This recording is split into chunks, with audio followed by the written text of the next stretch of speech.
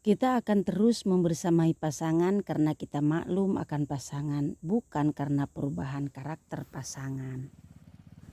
Adat kakurung ku iga, loba benerna eta bahasa kolot teh. Teu gampang ngarobah sikap harianeun kudu ngarobah kana karakter nu jadi salaki atawa pamajikan. Teu karasa ku batur pasina oge kalakonan ku urang sewang-sewangan.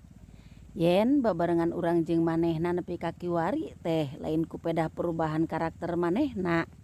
Nu asalna goreng adat jadi bager, nu asalna koret jadi bageran lain.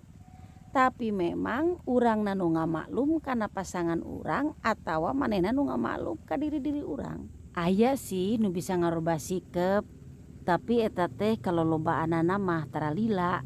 Nyalain ngarubah sikep teh atuh meureun eta nu kitu mah nya. Jadi memang dipereketkeun wae gitu. Ngan aya anu terus mereketkeun kana hawa nafsuna, mereketkeun kana karakter nu gorengna sehingga lain robah. Tapi bisa ngeker, bisa mangkek kana adat gorengna. Tina hal eta pisan supaya rumah tangga urang tetep samawa, sakinah, mawadah jeung rohmah, tetep nyaman babarengan jeung manehna.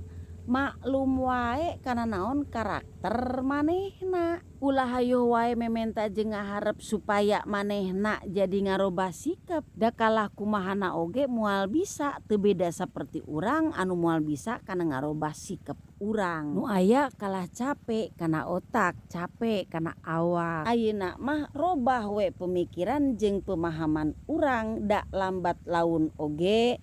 Engke kaakhirnakeun oge urang bakal ngamaklum jeung bakal narima kana naon goreng adat nu jadi salaki atau pamajikan. Kahade tong hayang ganti.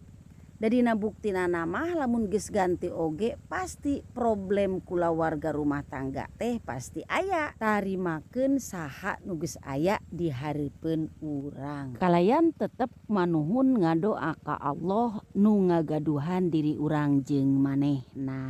Permios.